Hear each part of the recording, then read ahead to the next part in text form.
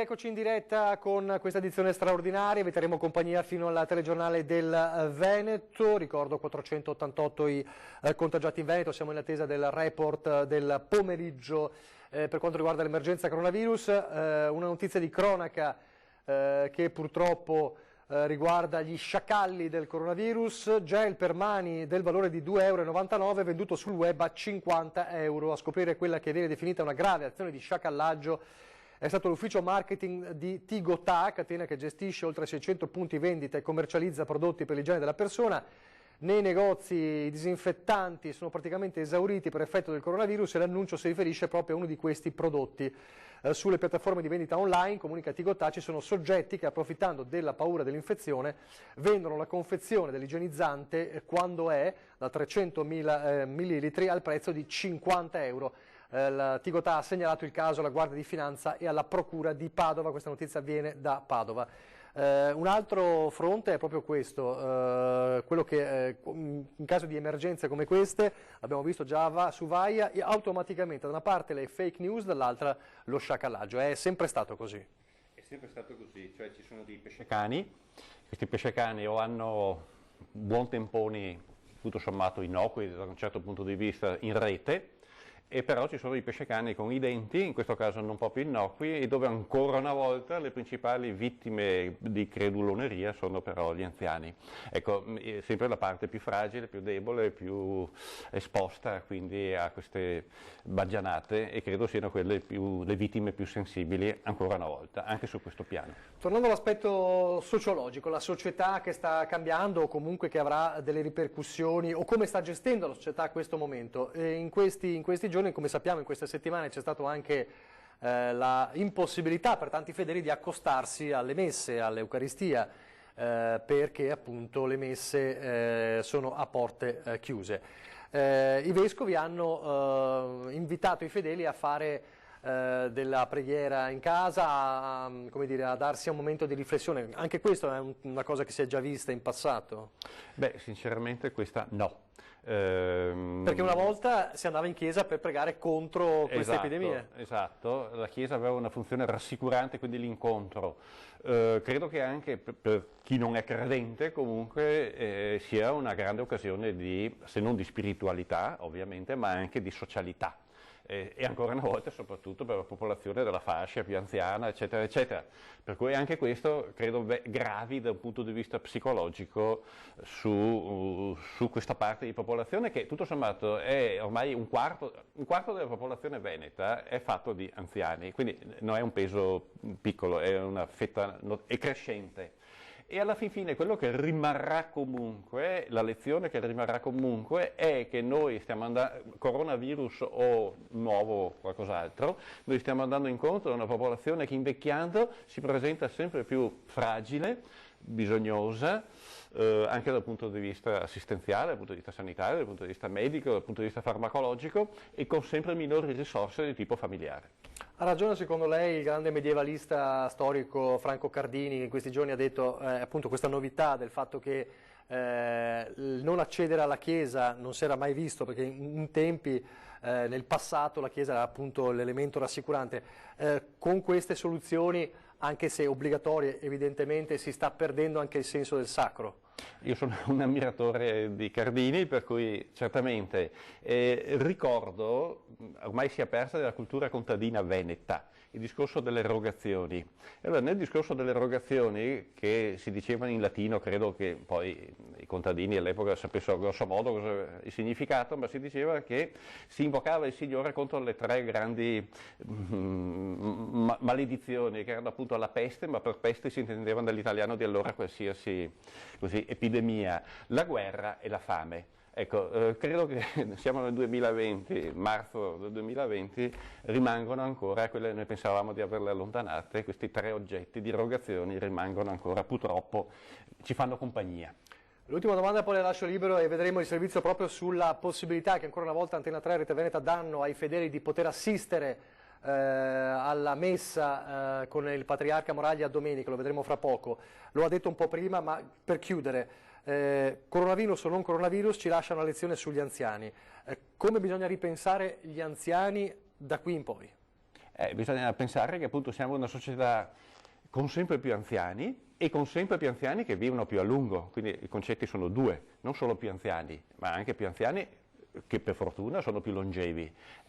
Bisogna attrezzarsi per una società di questo tipo, anche perché inversioni di tendenza non sono all'orizzonte, bambini eccetera non ce ne sono, è inutile pensarlo a questo. Di sicuro sappiamo che siamo una società che invecchia, dobbiamo essere una società a misura di anziano e credo che questa lezione potrebbe esserci utile. Ultimissimo, lei è ottimista su quanto sta accadendo personalmente? Io sono un razionale e quindi come razionale sono, diciamo, ottimisticamente razionale. Benissimo, grazie allora professor Vittorio Filippi, grazie di essere stato in lavoro. nostra compagnia. Allora noi adesso vediamo proprio il servizio sulla messa che verrà celebrata dalla Chiesa del Redentore domenica e che Antena 3 e Rete Veneta vi potranno far vedere in diretta domenica. Grazie professore. Grazie a voi. A te guardiamo, Redentore nostro, da te speriamo gioia di salvezza. Dopo la celebrazione del mercoledì delle Ceneri nella Basilica di San Marco e della messa dalla Madonna della Salute, Antena 3 e Rete Veneta continueranno anche domenica 8 marzo a far arrivare nelle case dei veneti le messe a cui in questo periodo di emergenza non è possibile assistere di persona. E così anche quella di domenica, che il patriarca Francesco Moraglia celebrerà dalla Basilica Veneziana del Santissimo Redentore, verrà trasmessa dalle nostre emittenti a partire dalle 11 del mattino. Celebrazione ancora una volta a porte chiuse per evitare assembramenti, come da disposizioni ministeriali a cui i vescovi veneti, pur a malincuore, hanno deciso di adeguarsi per il bene dell'intera comunità, disponendo la sospensione delle celebrazioni aperte al pubblico. Anche in occasione della seconda domenica di Quaresima, quindi, ci sarà la possibilità di seguire comunque la messa in diretta da una chiesa molto cara ai veneziani, quella, come detto, del Redentore alla Giudecca. Un modo per far sentire meno solo chi, soprattutto i più anziani, trascorre queste giornate per lo più in casa e per consentire alla comunità dei fedeli di riunirsi idealmente intorno al Patriarca e alla Chiesa Veneta. Signore ascolta, Padre perdona, fa che vediamo il tuo amore.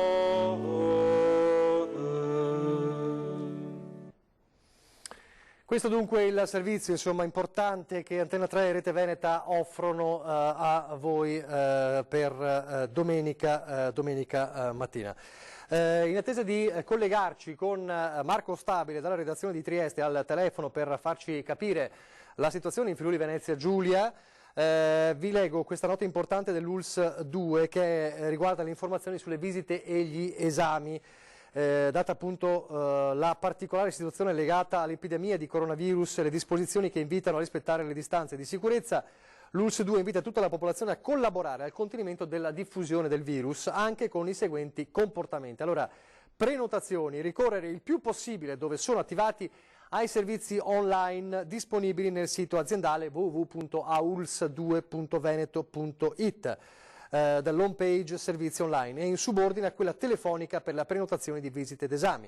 Recarsi agli sportelli dei centri unici prenotazioni solo se non utilizzabili altri strumenti per prenotare, quindi la prima via importante online oppure telefonicamente. Il giorno della visita o dell'esame non presentarsi a un appuntamento per una visita esame se affetti da sintomi di influenza o comunque da febbre, tosse, raffreddore e ricordarsi di annullare sempre la prenotazione usando, dove disponibile, il servizio online.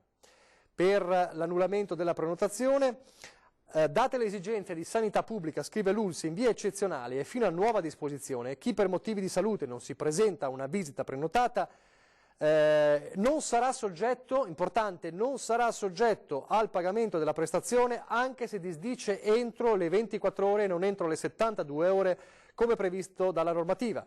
Se non si annulla la prenotazione entro le 24 ore è chiaro che viene applicata la normativa.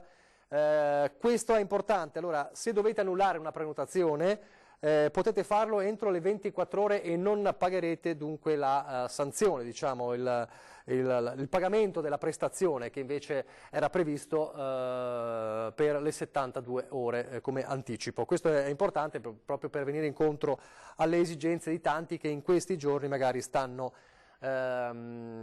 disdicendo visite ed esami proprio per evitare evitare i luoghi sovraffollati. Allora, Marco Stabile da Trieste, buon pomeriggio. Buon pomeriggio Nicola. Dalle redazioni di Tele4, allora, il Friuli Venezia Giulia. Stiamo realizzando i primi titoli del TG. Ecco, benissimo. Allora, il Friuli Venezia Giulia, il quadro della situazione. Allora, il quadro della situazione è questo: sono saliti a 28 i casi di positività in Friuli Venezia Giulia, l'ultimo aggiornamento diramato dall'assessore regionale alla sanità, 2 nuovi casi a Trieste e 3 nuovi casi a Udine, ma in realtà in quel di Remanzacco. Tra questi c'è anche il sindaco di Remanzacco, che quindi è il primo cittadino che contrae il virus in Friuli Venezia Giulia. Di conseguenza poi oggi, dopo il caso Grabrovec, cioè il caso del consigliere regionale che proprio nella giornata della discussione in aula della situazione sul coronavirus è entrato in aula sostanzialmente già con il coronavirus, aveva la febbre, non aveva ancora il tampone positivo, è venuto comunque in aula nel Consiglio regionale, ha partecipato a parte diciamo così della mattinata, poi se n'è andato. Chiaramente questa situazione ha scatenato una serie di persone che sono andate in quarantena, una serie di consiglieri regionali, tra cui i triestini Russo e Lippolis, uno del PD e uno della Lega, e si attende per loro proprio il tampone per capire se anche altri consiglieri regionali, 8 di questi in isolamento, siano o non siano positivi al virus, mentre Igor Gabrovec della slovenska Skupnost è ricoverato nel reparto infettivi dell'ospedale maggiore di Catinara, non è grave, però chiaramente è ricoverato all'ospedale. Questa è la situazione circa i contagi, rispetto ai quali poi ci attendiamo novità in serata, perché cosa è successo? È successo che una persona venuta in contatto con una persona infetta è una fisioterapista che nel frattempo è andata anche al lavoro come esterna all'interno dell'ITIS di Trieste. Cos'è l'ITIS di Trieste? Una sorta di casa di riposo pubblico-privata, che è la struttura di eccellenza del territorio, con centinaia di anziani che sono chiaramente tra le persone più fragili all'interno e che quindi sarebbero a forte rischio qualora il virus si diffondesse all'interno. Non si sa ancora se questa, che è una fisioterapista esterna alla struttura, sia stata contagiata o meno, e si attende l'esito chiaramente per le misure del caso in un ambiente che, capirete bene, è particolarmente sensibile alla diffusione di un virus del genere per le potenziali conseguenze in una popolazione fragile e anziana come quella di una grande casa di riposo. Poi ieri sera il nostro direttore Ferdinando Avarino ha varato il ring. L'abbiamo visto. Il talk ai tempi della quarantena con proprio Russo, Lippolis e anche Bolzonello, 3 consiglieri regionali che si sono accomodati in video sulle mini poltroncine in cui c'erano i telefonini al posto dei diretti interessati. Poi tra le altre cose, sempre in tema di coronavirus, abbiamo sentito anche gli attori componenti degli Oblivion, che in questo momento non lavorano e bloccati a casa, insomma, si esprimono in rete sperimentando nuove forme di teatro ai tempi del coronavirus. Insomma, anche la parte, diciamo, culturale della TV in qualche modo si deve adeguare.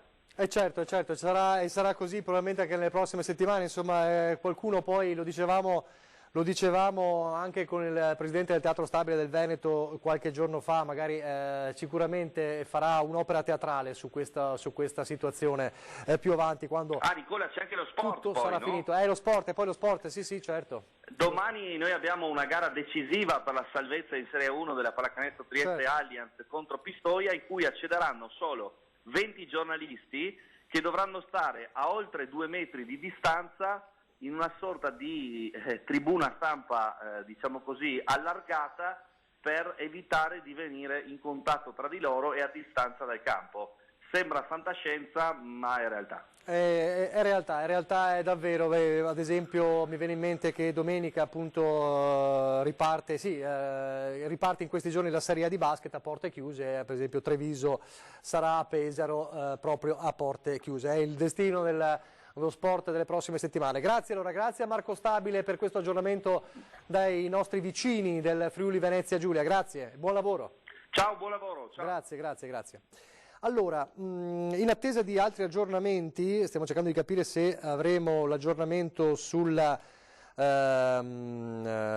sui contagiati in Veneto. Avete sentito anche poi nel servizio di Christian Arboit a Treviso, no? La distinzione comunque che si fa per esempio nella Marca Trevigiana, che pure è un cluster importante dei decessi per coronavirus e i decessi con coronavirus. Questo è un altro elemento importante per quanto riguarda la comunicazione.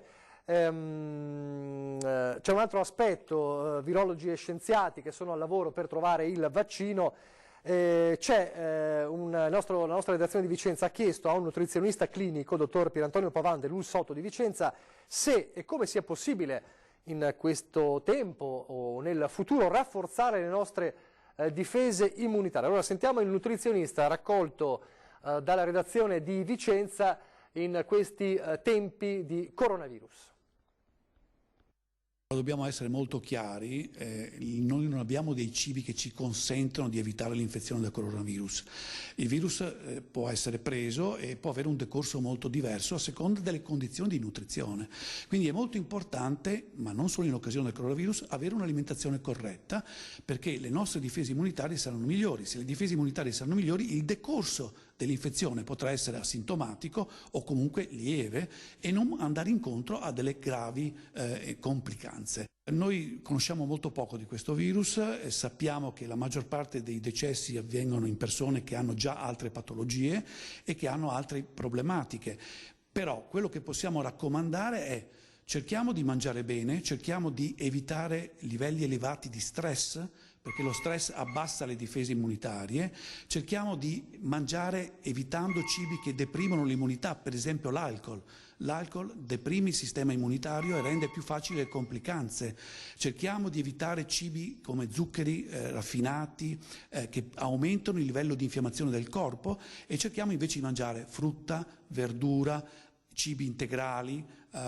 Cerchiamo di mangiare pesce che contiene l'omega 3, cerchiamo di mangiare sostanze che naturalmente contengono degli antiossidanti, l'olio extravergine d'oliva. In buona sostanza la dieta mediterranea rappresenta anche in questo caso la migliore soluzione per, non dico evitare, perché se ci contaminiamo col virus l'infezione la prendiamo, ma per evitare complicanze e decorsi sfavorevoli dell'infezione. Per esempio pensiamo che l'80% dei diabetici oggi sono diabetici in cui l'insulina c'è ma non viene sentita dalle cellule perché c'è del grasso viscerale che la blocca. Il diabetico è molto più facile alle complicanze e alle infezioni. Allora se noi mangiamo bene noi riusciamo ad evitare il diabete, se abbiamo il diabete riusciamo a curarlo, e se non abbiamo il diabete le infezioni le superiamo molto meglio. Così anche un accumulo di grasso viscerale porta a un deficit restrittivo della respirazione. Sappiamo che questo virus colpisce il polmone, la polmonite virale è una delle cause principali, e se io ho una forma già di restrizione polmonare perché il grasso mi impedisce di respirare bene, è chiaro che una polmonite in queste condizioni avrà un decorso molto più sfavorevole rispetto a condizioni di salute e di buona forma fisica. E poi un altro elemento importante che noi ricordiamo sempre è l'attività fisica. L'attività fisica promuove e stimola le difese immunitarie, mantiene tonico e trofico il muscolo, che è un tessuto prezioso sia dal punto di vista metabolico che dal punto di vista respiratorio, e quindi una regolare, corretta, costante attività fisica è un'altra misura di prevenzione per evitare complicanze o effetti sfavorevoli nel caso non favorevole avessimo questa infezione. Queste importanti indicazioni del nutrizionista dall'ULS Otto Berica. Nel frattempo, come sapete, è iniziato oggi il secondo screening a Vo, il comune in zona rossa, l'unico comune in zona rossa nel Veneto. Questo secondo screening non obbligatorio ma importante. Il sindaco aveva lanciato un appello proprio stamattina, lo avevamo sentito nel corso del telegiornale di pranzo. È un dovere morale, ha detto, perché Vo, come abbiamo raccontato negli ultimi giorni, diventa appunto quello di Vo diventa uno studio epidemiologico importantissimo per conoscere il virus. Allora, con le immagini e le testimonianze di Chiara Cartolaro, che è la blogger che sta raccontando in questi giorni la vita all'interno di Vo, questa prima giornata di secondo tampone nel comune padovano. Oggi giorno 12 di questa quarantena, è da ieri che penso Oggi è venerdì e tocca al secondo turno di tamponi su base volontaria, quindi tocca agli abitanti di Vocentro, me compresa per chi decide di sottoporsi. Alla fine scelgo di andare per 3 motivi principali. Il primo, perché voglio bene a me stessa e ci tengo alla mia salute. Il secondo è per tutelare la salute dei miei cari e del prossimo. Il terzo motivo è per aiutare appunto la ricerca dello sviluppo di questo virus a livello nazionale e internazionale. Quindi tra poco vado a farmi il tampone. Chiara Cartolaro, giovane influencer di Voe, tra le prime che venerdì mattina è stata chiamata per effettuare il secondo tampone per il coronavirus. Lei ha detto sì. La ricerca proposta dall'Università di Padova e finanziata dalla Regione propone di realizzare nuovamente tutti i tamponi alla popolazione del piccolo comune dei Colli Ugani, primo focolaio veneto, per capire l'andamento del virus, ma è su base volontaria. Il primo a sottoporsi al tampone è stato il sindaco Giuliano Martini, che ha invitato i suoi concittadini a fare lo stesso. Chiara non ha avuto dubbi e si è presentata e messa in fila per il secondo tampone. Ecco le foto che ha scattato ai volontari e ai cittadini con le tute bianche. Lo screening durerà 3 giorni e servirà all'università per capire come si muove e cambia il virus all'interno di una comunità.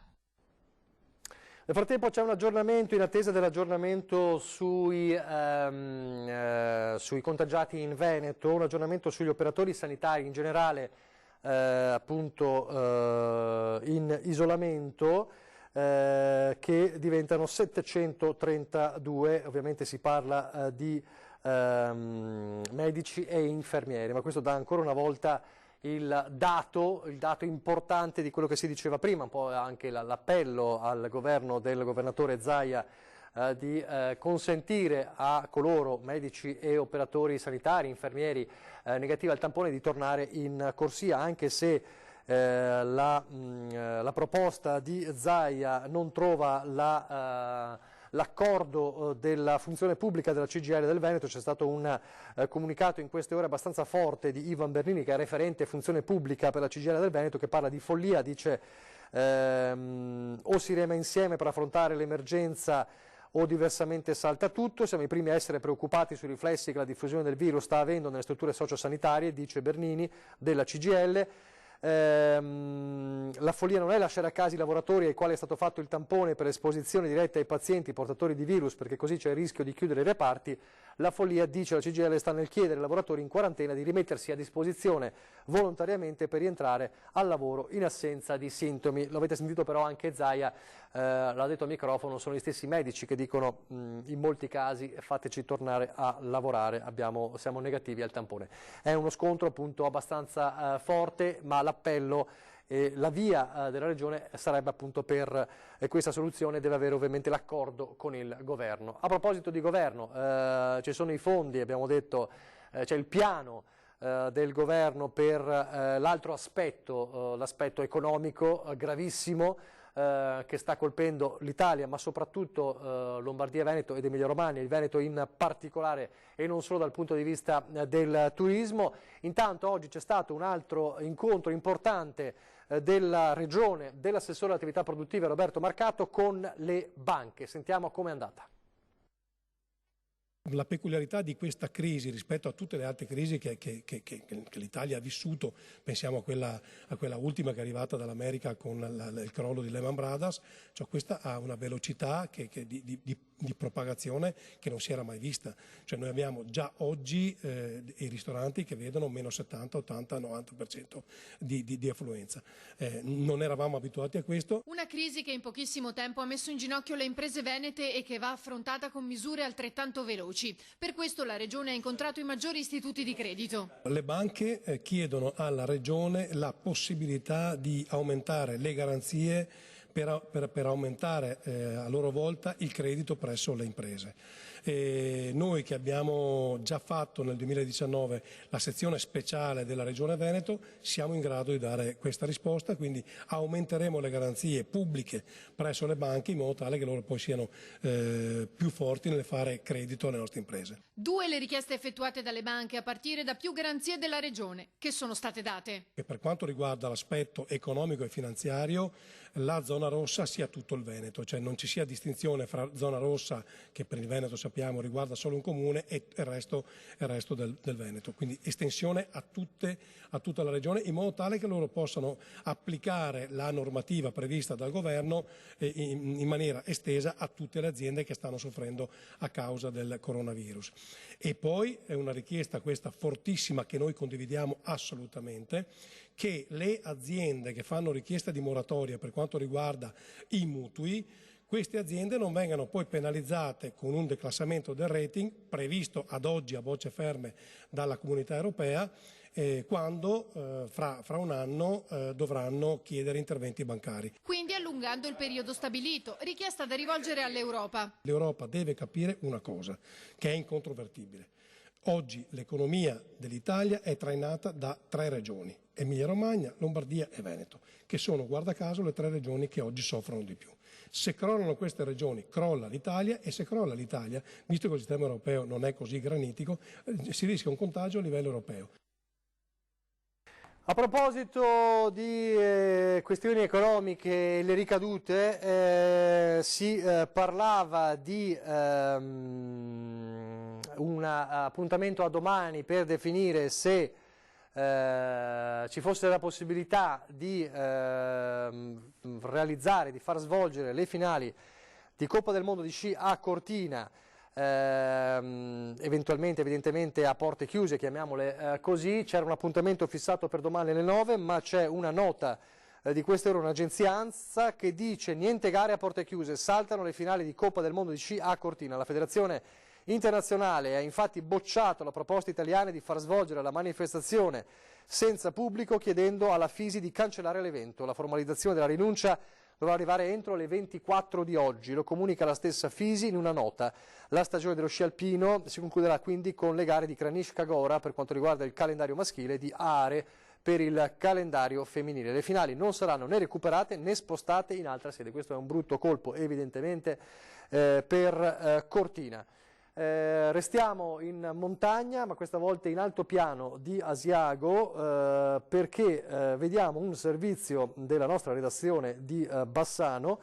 Il sindaco di Gallio, Emanuele Mulari, dopo il caso di 2 turisti di Dolo, quindi nel veneziano, positiva al coronavirus e ricoverati, chiede ai visitatori di attenersi alle regole. Sentiamo. In un'atmosfera senz'altro fiabesca, quello di un altopiano completamente imbiancato da una bella nevicata, partono quelle che sono le paure, quelle dell'estraneo, del diverso, quello che è venuto su quasi per appestare. Eppure naturalmente l'altopiano è una camera non blindata ma in perenne osmosi con la sua pianura, dove gli stessi abitanti dell'altopiano spesso lavorano o studiano. Noi si pensava che fosse una camera stagna e in qualche modo vogliamo ritenerla ancora una camera stagna, però effettivamente qualche positivo c'è anche qui sull'altopiano, arrivato ovviamente chiaramente da giù, sottolineo questo fatto, chiaramente è arrivato da giù. I 2 di Gallio sono 2 persone di Dolo che hanno la casa da diversi anni qui a Gallio e che si sono rifugiati qui a Gallio sperando di sfuggire al virus, che però hanno contratto ancora a Dolo. Oggi grazie a Dio sono ricoverati a San Bortolo, sono sotto controllo e speriamo che la sanità, come già sta facendo, farà del suo meglio per garantire a tutti noi efficienza e protocolli sempre più severi per limitare questa diffusione del virus. Ma sarebbe servito qualcosa a blindare l'altopiano? No, io credo di no. Parlare di blindare o di chiudere le strade la vedo veramente troppo eccessiva e un'utopia. Diciamo che io richiamo spesso ad attenersi veramente in maniera forte e perentoria ai protocolli che il Ministero della Salute ci sta dettando e imponendo. Se noi, tutti i cittadini, siamo un po' più responsabili e modifichiamo leggermente la vita quotidiana e i nostri usi e costumi, sicuramente possiamo contribuire a limitare la diffusione del virus. Ho visto sul Facebook del comune molte critiche ai turisti, insomma, che sono venuti su. Allora sì, qui non vorrei che si sviluppasse quello che è successo tanti anni fa con la peste, quando i vicini non si parlavano per non contagiarsi. Diciamo che i turisti sono turisti, hanno le seconde case, vengono negli alberghi di Gallio, di Asiago, dell'Altopiano, quindi sono ben accetti. Anche i turisti però devono capire che arrivando in montagna devono comunque attenersi alle regole. Non possono fare le sardine nei negozi, le sardine nei centri commerciali, ma stare a debita distanza, lavarsi le mani, curarsi e stare attento a non trasmettere ad altri eventuali patologie o virus. Questo è il sindaco di Gallio in Altopiano, adesso la pubblicità e torniamo subito.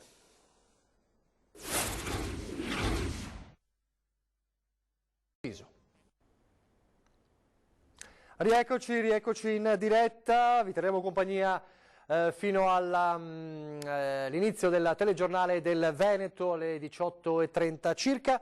Ci eravamo lasciati con la notizia pesante della cancellazione delle finali di Coppa del Mondo di sci a Cortina. C'è un ulteriore lancio di agenzia che spiega che nella teleconferenza del Consiglio FIS, Federazione Internazionale dello Sci, la proposta della Federazione Italiana Sport Invernali, che vedeva il supporto del Ministero dello Sport, del CONI, della Regione del Veneto e del Comune di Cortina di far svolgere l'evento a porte chiuse, come autorizzato dal DPCM del 4 marzo, il decreto del Presidente del Consiglio dei Ministri, ha ricevuto tutti voti contrari, a eccezione di quello dell'Italia. Insomma, l'Italia e la Regione, come sappiamo, aveva cercato di proporre sì alle gare ma a porte chiuse, ma questa proposta è stata bocciata dal Consiglio internazionale FIS. È stato quindi richiesto dalla Federazione Internazionale di formalizzare la cancellazione dell'evento e la FISI dovrà comunicare alla FIS entro le 24 di oggi la rinuncia formale. Quindi c'è questo passaggio, stiamo tentando di collegarci con il sindaco di Cortina, Gianpietro Ghedina, per avere informazioni in merito. Allora adesso dovremmo collegarci con la nostra redazione di Marghera, con Anna Maria Parisi, che vedo già qui inquadrata. Allora, facciamo un po' il punto della situazione, siamo in attesa, ciao Anna Maria, stiamo in attesa di capire quando dovrebbe arrivare, sì ti sento, dovrebbe arrivare a breve il nuovo bollettino, nel quale purtroppo di ora in ora insomma, cerchiamo di dare conto del numero dei contagiati. Abbiamo visto l'ultimo comunicato che parla di 732 operatori sanitari in isolamento, divisi tra medici e infermieri. Cosa ci possiamo dire? Una cosa importante credo riguardi anche il Consiglio regionale, se non sbaglio. Sì, c'è una cosa importante che riguarda il Consiglio regionale, quindi partiamo da qua. Consiglio regionale con la riunione che era prevista per martedì prossimo, 10 marzo, e che invece è stata posticipata a data da destinarsi. Le commissioni consigliari però c'è da dire che si svolgeranno regolarmente la settimana prossima come programmato. Invece, facendo un passo indietro, aspettando il bollettino regionale, tornando ai casi che sono stati registrati, nei casi delle persone registrate dopo aver effettuato il tampone, quindi i casi di persone positive, per quanto attiene al personale sanitario, sono 4 i nuovi casi esterni del pronto soccorso di Mestre e Mirano. Scusate, personale non sanitario, perché il bollettino arriva di minuto in minuto, quindi lo sto leggendo in diretta con voi. Quindi ripeto, 4 nuovi casi esterni del pronto soccorso di Mestre e Mirano in trasferimento a Mestre, di cui 2 ricoverati e ci sono altre 4 indagini in corso, quindi sono dei tamponi che devono essere verificati. Sono i cosiddetti falsi positivi. In terapia intensiva ci sono 7 casi a Mestre, 3 a Venezia e 1 a Mirano. Confermata la riapertura della rianimazione di Dolo da domani e a regime con 6 posti letto da lunedì. Confermato un caso di un paziente positivo in cardiochirurgia vascolare all'ospedale di Mestre, quindi all'Angelo, per il quale è stata decisa la chiusura del reparto. Sono circa 40 i lavoratori ospedalieri, in questo caso, che sono stati a contatto stretto con questo paziente, per cui sono in quarantena, mentre l'attività è stata spostata presso la cardiologia e altre unità operative. Garantite solo le urgenze e viene segnalata, sempre per quanto attiene all'Angelo, la sofferenza relativa all'area del quarto piano ex urologia, cioè lobby, dove sono stati attivati dei posti letto dedicati al personale. La richiesta, questo è il bollettino che arriva dalle organizzazioni sindacali, un bollettino aggiornato a esattamente un'ora fa circa, alle 17:00 e che riguarda appunto CGIL, CISL e UIL. Questo è il bollettino che ci è arrivato dalla UIL. C'è da segnalare tra l'altro il caso di un medico risultato positivo, ma non nella ULSS 3 bensì nella ULSS 4 del Veneto orientale. Stiamo parlando quindi della Venezia orientale, il caso registrato a San Donà di Piave, dove presso una struttura privata, presso i centri privati, centri ospedalieri privati. Questo è un medico che però opera anche, è un chirurgo ultra sessantenne che opera oltre che a San Donà anche a Jesolo, quindi adesso è stata attivata tutta la profilassi, se viene effettuato tutto un censimento delle persone che sono entrate in contatto con lui, e non soltanto i pazienti ma anche naturalmente il personale sanitario, cioè molti medici, molti infermieri, tanto diversi anestesisti, quindi questa è la notizia ufficiale che ci arriva direttamente dalla ULSS 4 e dal suo direttore generale. Parleremo anche di questo nel corso del telegiornale di Venezia, in onda a breve. Tra l'altro, per quanto attiene sempre alle notizie di cronaca riferite al coronavirus e ai danni da coronavirus, poggio uno dei tanti fogli che ho in mano. Oggi c'è stato al Palazzo delle Grandi Stazioni a Venezia un incontro tra la Regione e le banche, dove appunto visto, con l'assessore di reparto Marcato. Anna, ti fermo un attimo. Ti fermo un attimo perché il servizio l'abbiamo visto poco fa col Marcato dell'incontro con le barche. Perfetto. Tu anticipaci un po' invece cosa... Se volete... Sì, vi do un altro aggiornamento che arriva direttamente dal Comune di Venezia, ecco. Nella fattispecie dall'assessore al lavoro del Comune di Venezia, con dei dati piuttosto preoccupanti. Ci parla della ricaduta che si vedrà dalla settimana prossima nella città di Venezia e che vede la corsa alla cassa integrazione in deroga. Si parla di più di 20.000 persone. Chi sono queste persone? Sono famiglie che lavorano dove? Nei bar, negli alberghi, nelle agenzie di viaggio e anche nei campeggi, perché i campeggi stanno già facendo i conti con le disdette, ma non da adesso, quelle dal 1° di aprile fino al prossimo 31 ottobre, si parla già di migliaia di disdette e questi sono numeri davvero terribili, drammatici, che non si registravano neanche ai tempi del Bui dei Porto Marghera, un numero così ingente.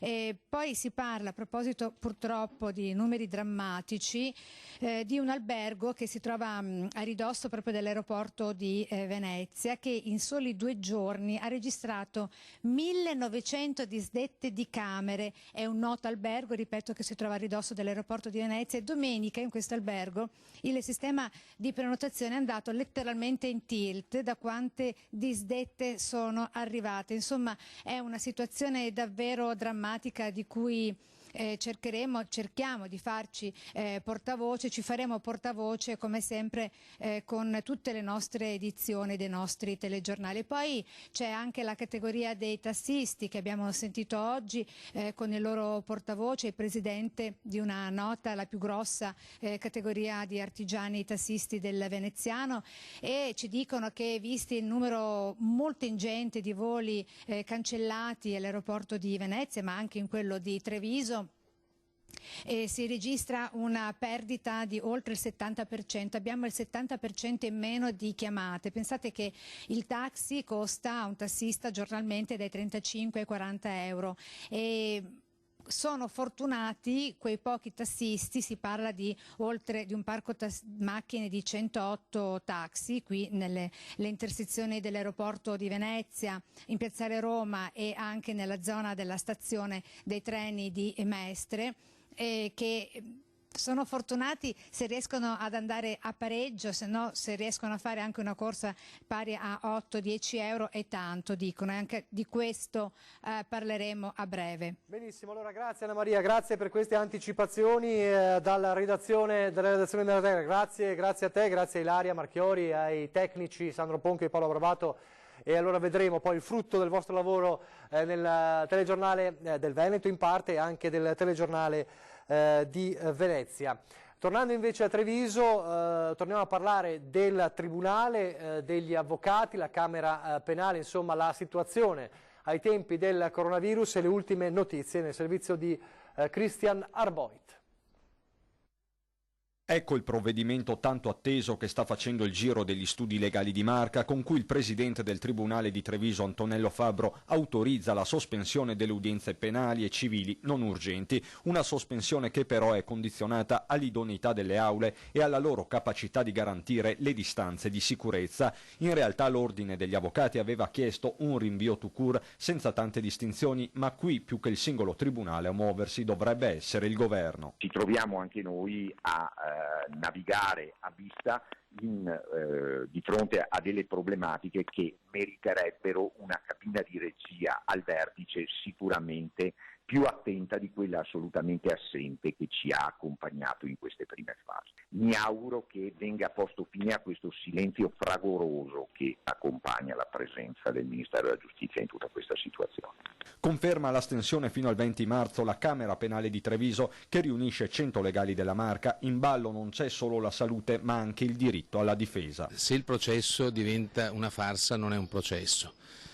Se nel processo non viene tutelata la salute e non viene tutelato il diritto di difesa, non è un processo e non è giustizia, è denegata giustizia. Dobbiamo avere il coraggio delle nostre decisioni. Coraggio quindi per uno stop generale che faccia salve le urgenze. Non sarà questo il caso in cui per un rinvio dovuto a una epidemia di livello nazionale che si è accanita contro la nostra regione succederà il finimondo. Adesso un aggiornamento nazionale intanto sui malati e i decessi. Sono 3.916 malati per coronavirus in Italia, con un incremento di 620 persone in più rispetto a ieri, e 197 decessi, 49 in più. Il nuovo dato è stato fornito dal commissario per l'emergenza coronavirus Angelo Borrelli. Il dato positivo è che ci sono 523 guariti dal coronavirus, 109 in più rispetto a ieri. 462 malati in terapia intensiva, questo a livello nazionale. La domanda che si fanno tutti, lo ricordo, c'è la sospensione, si sta un po' in sospeso sulla questione scuole. Vi ricordo che il provvedimento è di chiusura delle scuole, di sospensione delle lezioni fino al 15 di marzo. C'è l'ipotesi sul tavolo da capire, da recepire, da valutare di un ulteriore prolungamento, ma lo sapremo solo nei prossimi giorni, anche se, e lo abbiamo raccontato proprio in questa edizione straordinaria, oggi è circolato un finto comunicato del Ministero dell'Interno, subito poi smentito dallo stesso Viminale, che parlava di una decisione presa dal Presidente del Consiglio Conte di chiudere le scuole fino al 5 aprile. È un fake, è una fake. Tutto è legato a quanto insomma potrebbe durare questa epidemia, perché il dato basilare è questo: quanto durerà. Ha cercato di fare un po' uno scenario un importante virologo di Padova per capire cosa ci aspetta nei prossimi giorni, nelle prossime settimane, ovviamente con i dati che possediamo. Sentiamolo. Molte informazioni le stiamo acquisendo attualmente e questo consentirà di utilizzare modelli matematici per avere una visione più veritiera. Al momento è difficile da dire, però dobbiamo sicuramente partire dal presupposto che è meglio prepararsi a mantenere questo tipo di procedure di contenimento, di quarantena che sono state adottate ancora per un certo periodo per garantire la riduzione dell'espansione del virus. Difficile prevedere quando finirà l'emergenza, quando i contagi si fermeranno. Molto importanti saranno i dati che si ricaveranno da Vo per capire se le misure messe in campo in questi giorni siano sufficienti a limitare la diffusione del coronavirus. Gli attuali dati sembra che ci sia un rallentamento di nuovi casi e questo sembrerebbe avvalorare la validità delle scelte di operare procedure di quarantena, isolamento dell'area rossa. Ovviamente adesso bisogna aspettare ancora qualche giorno per vedere come evolve la situazione e avere un quadro della situazione più chiaro. Importante inoltre aver isolato i ceppi italiani del virus, ma questo non significa che la malattia possa cambiare. Per quanto riguarda un virus, quando questo replica può commettere degli errori nella copiatura del suo materiale genetico. Questo fa sì che possano essere inserite delle mutazioni che, se danno un vantaggio selettivo favorevole al virus, vengono mantenute. Questo significa che se abbiamo un virus che si espande enormemente nella popolazione in varie aree del mondo, possiamo avere mutazioni diverse che caratterizzano ognuna delle sottopopolazioni virali che vengono a svilupparsi. Questo fa sì che sia possibile tracciare l'evoluzione e lo spostamento del virus in popolazioni diverse, avendo quindi un'idea di come questo si diffonde in tramite diverse vie in varie aree del mondo. Queste le parole di Cristiano Salata, il professor Salata, importante virologo padovano. Nel frattempo vi ricordo la situazione anche a livello mondiale, come volevasi dimostrare, è preoccupante. La Germania che dice abbiamo focolai come in Italia e in Francia, il numero dei contagiati sale in tutto il mondo. Il dato mondiale, lo leggiamo sul sito di Repubblica, i paesi coinvolti sono 91 ormai in tutto il mondo con 3.405 decessi, 14 decessi negli Stati Uniti, allora 228 contagi, 14 vittime, l'ultimo il 90enne dello stato di Washington. Allora gli americani, dice Trump, non viaggiano, spendono i loro soldi qui. Anche lo stesso Trump dice tutti devono stare calmi, tutto funzionerà bene, speriamo che non duri troppo a lungo. Come dire, insomma, quello che l'Italia ha passato in queste settimane ora si riproporrà negli altri stati europei e potrebbe essere comunque un elemento che riequilibra la situazione mediatica nel mondo per quanto riguarda l'Italia, anche se l'Italia comunque ha dei dati che restano preoccupanti. Su questo poi c'è da registrare la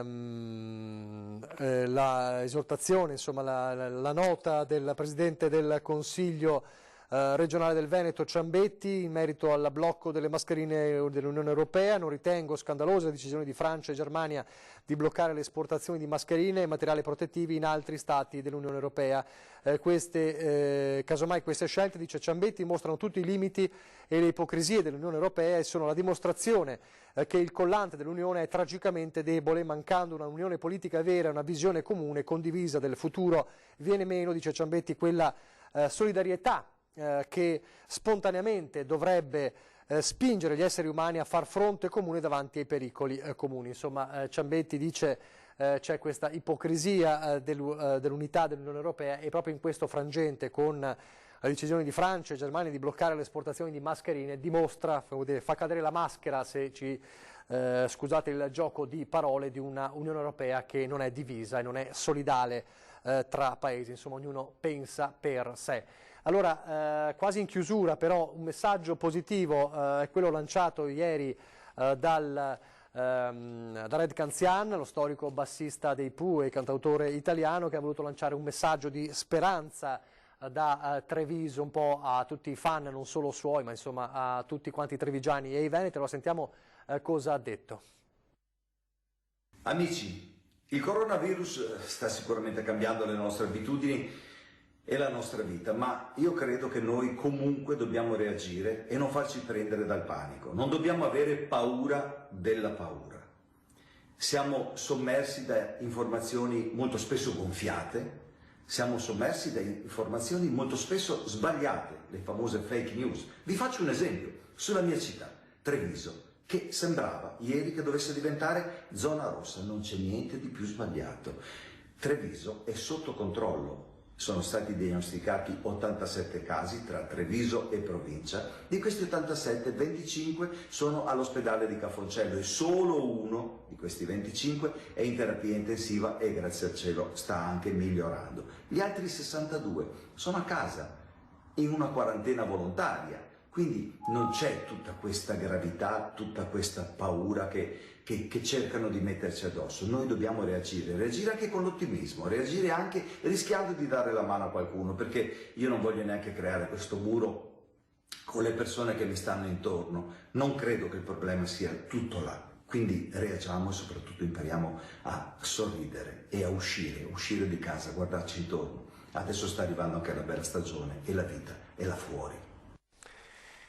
Il messaggio di Red Canziano ovviamente non era aggiornato sui casi a Treviso, il suo è il messaggio ovviamente di ottimismo e di speranza, è bene, è importante ritrovare insomma il sorriso, ricordiamo però le indicazioni quali sono, insomma uscire va bene, attenzione però ai luoghi troppo affollati, mantenere sempre il cosiddetto droplet, purtroppo è una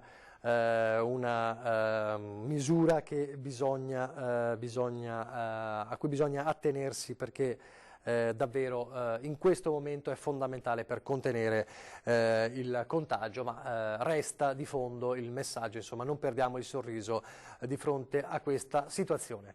Allora adesso la pubblicità, quindi pochi istanti di pubblicità e fra pochissimo inizia il telegiornale del Veneto e da qui fino a 20:10, poi la prima serata con la nostra storia, 20:10 parleremo sempre di coronavirus focalizzandoci sulla scuola. Pochissima pubblicità e poi il telegiornale del Veneto.